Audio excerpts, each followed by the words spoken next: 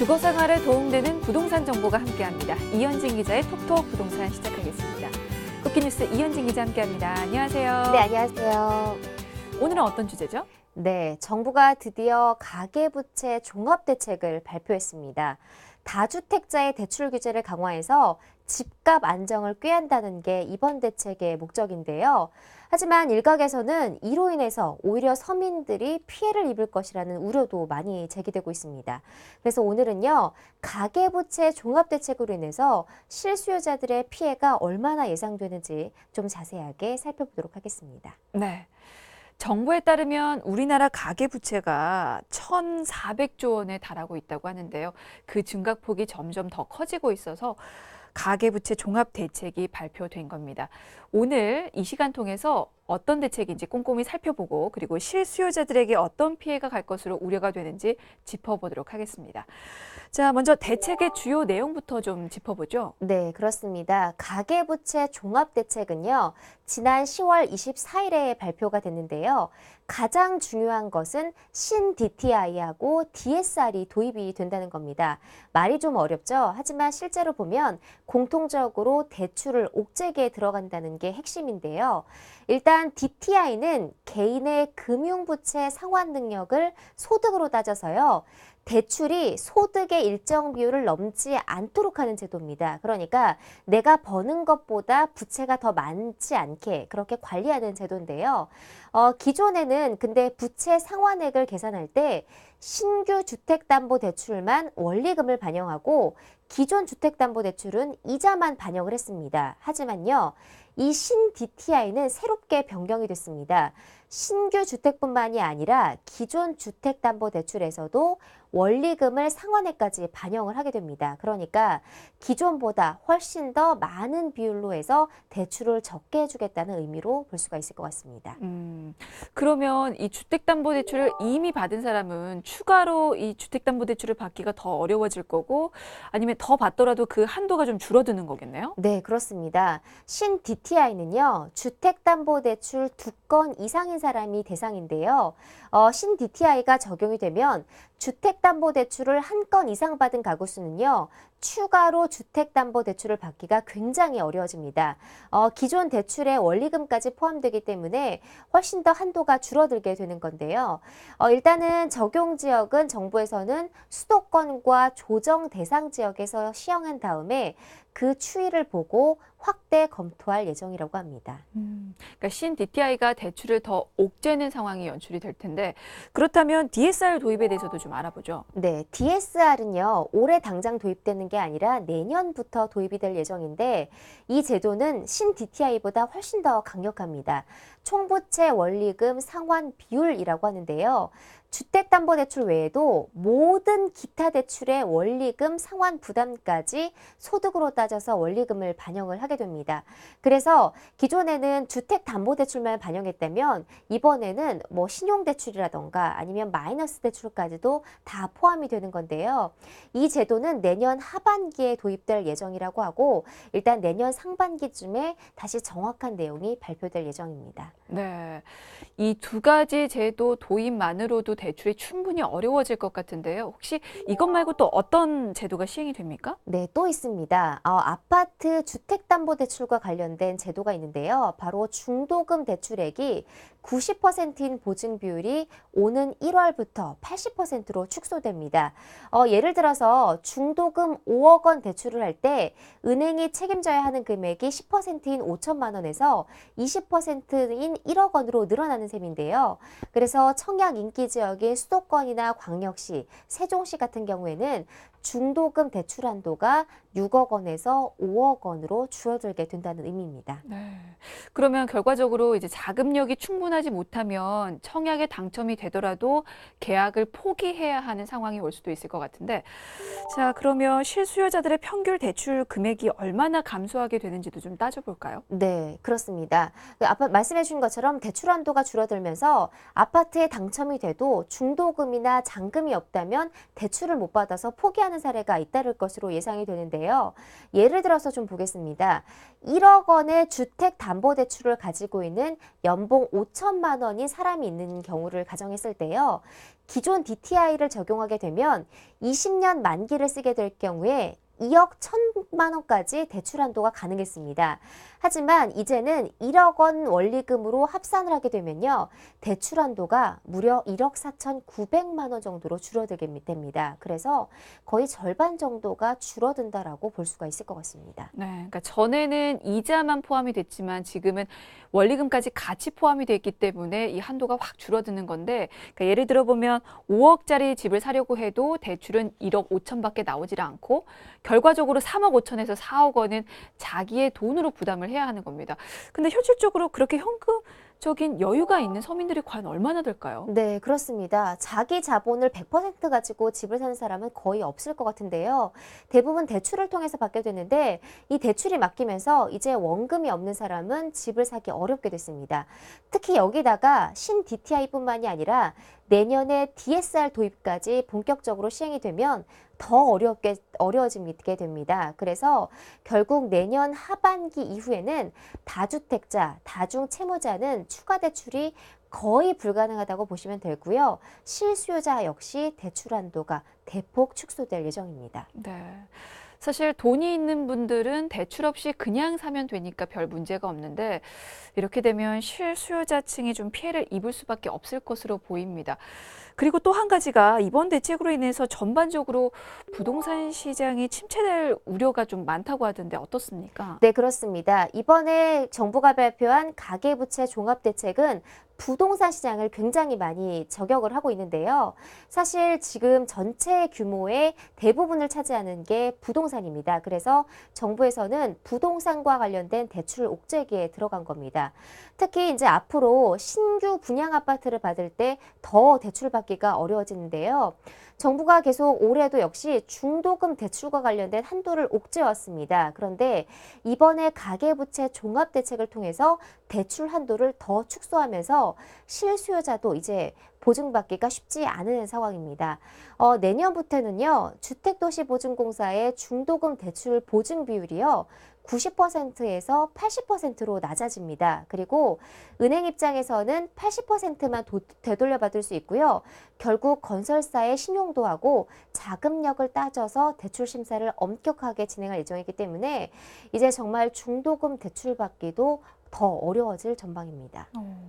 그럼 상대적으로 자금력이 약한 중소건설사들의 분양 물량이 좀 줄어들 것 같은데요. 네, 그렇습니다. 예전에는요, 사실 건설사가 분양을 하겠다라고 하면 은행에서 조건 없이 분양을 해줬습니다. 그리고 대출도 빌려줬는데요. 하지만 요즘에 이 대출 보증 한도를 줄이고 아예 보증을 해주지 않겠다라고 나서면서 요즘에는 건설사의 신용도에 따라서 대출 한도가 결정지게 됩니다. 그렇게 되면 당연히 대형 건설사는 괜찮지만 중소형 건설사 혹은 사업성이 떨어지는 지방물량 같은 경우에는 대출을 받기가 정말 힘들어지게 되면서 아예 사업이 불가능해질 전망입니다. 그래서 건설사들도 이런 점을 우려해서 강남권 같은 사업성이 좋은 아파트만 참여하고요. 나머지는 여유 자금이 없어서 참여하기 힘들 전망입니다. 이뿐만이 아니라 이렇게 대출 받기가 건설사도 어려워지면서 수요자도 마찬가지로 입지가 떨어지거나 아니면은 분양가가 저렴한 단지로 넣을 수밖에 없는 상황에 가거든요. 그래서 수요자들도 대출 받기가 어려워지고 또 이자도 그만큼 부담해야 되는 금액까지 늘어나면서 내 집 마련하기가 점점 더 어려워질 것이라는 우려가 많습니다. 네. 대책을 좀 전체적으로 봤을 때 이 대출 규제의 타깃이 다주택자에게 있는 건 맞는데요. 그래도 이제 대출을 받아서 집을 사려는 실수요자들에게도 아무래도 영향을 미칠 수밖에 없을 것 같아요. 네, 그렇습니다. 사실 정부에서는 이번 규제가 다주택자를 향해 있다라고 하지만요. 전체적으로 규모를 줄이는 거기 때문에 실수요자, 그러니까 소득이 적은 사람도 피해를 볼 수밖에 없습니다. DTI나 DSR이 도입이 되면 정말 대출을 빌려야 하는 사람도 제한이 되기 때문에 정말 서민들, 실수요자들도 정말 대출 받기가 힘들어지면서 내 집 마련의 길이 더 어려워질 수 있다는 건데요.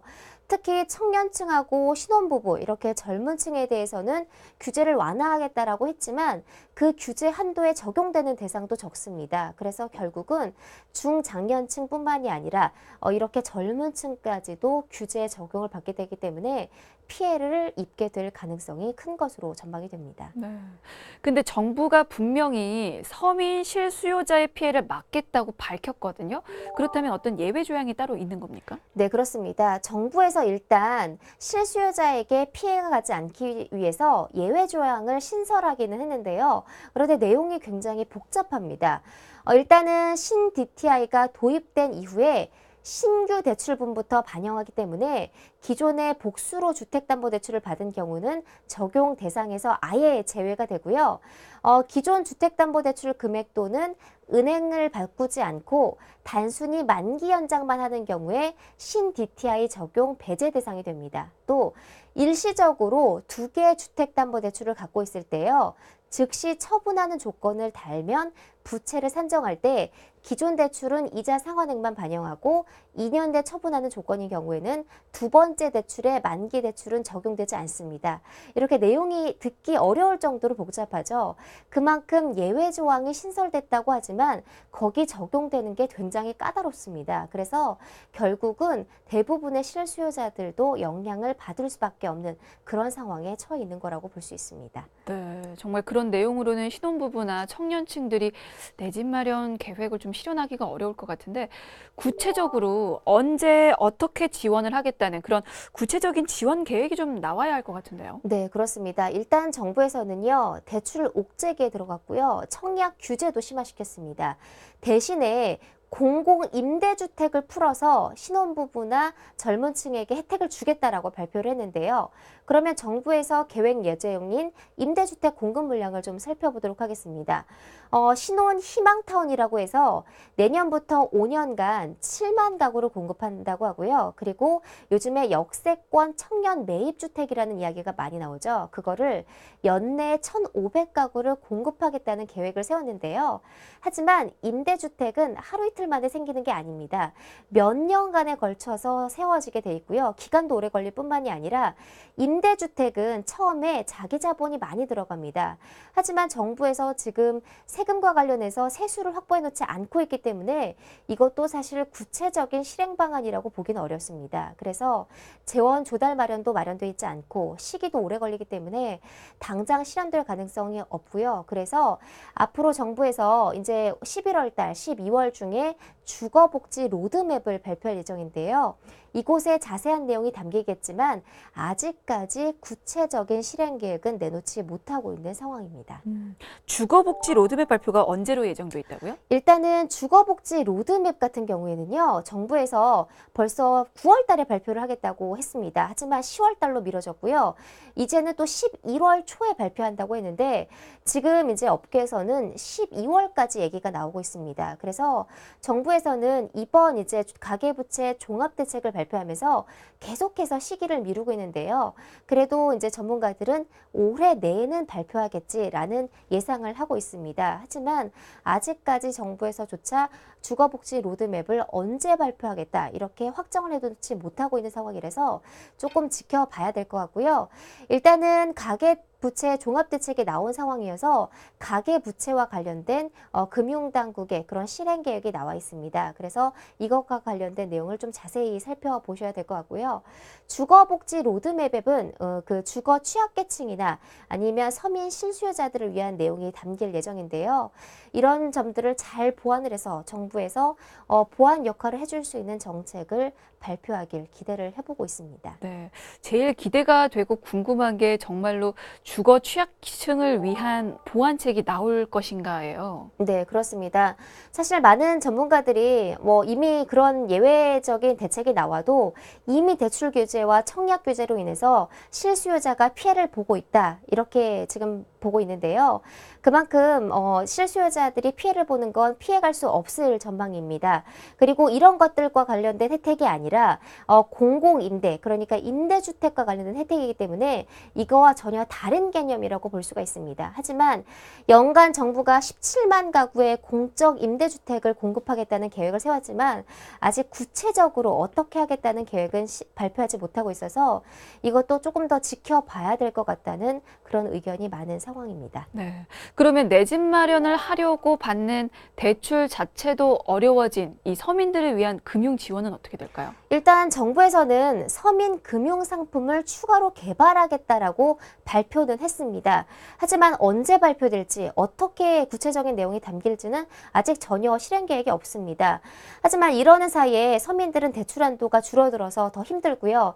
이런 사람들이 1금융권에서 대출을 받지 못하면서 2금융권 아니면 불법 4금융으로 넘어가고 있습니다. 그러면 이런 사람들은 대출을 받기도 어려운데 갚기도 힘들고 또 그만큼 이자도 계속 늘어나고 있거든요.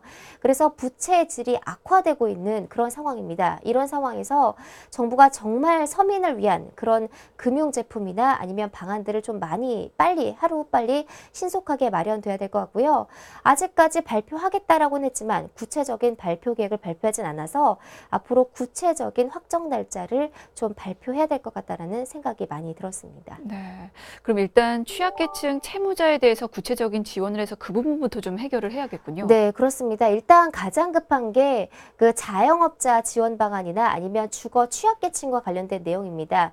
실제적으로 자영업자 같은 경우에는 지금 불법 4금융권으로 많이 이용하고 있다고 합니다. 그런데 이런 사람들이 정말 금리가 높은 수준으로 받으면 원금도 못 갚고 그 이자도 못 갚아서 파산하는 사례가 벌어지면요.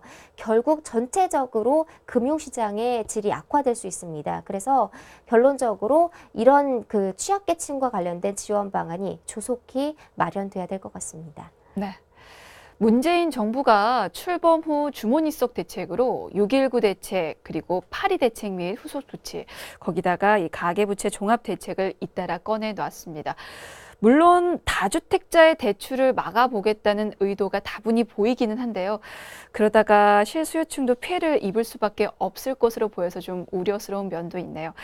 아무래도 다음 카드로 제시될 주거복지 로드맵에는 이 서민과 실수요층에게 도움이 되는 그런 대책이 꼭 들어있기를 기대해 보겠습니다.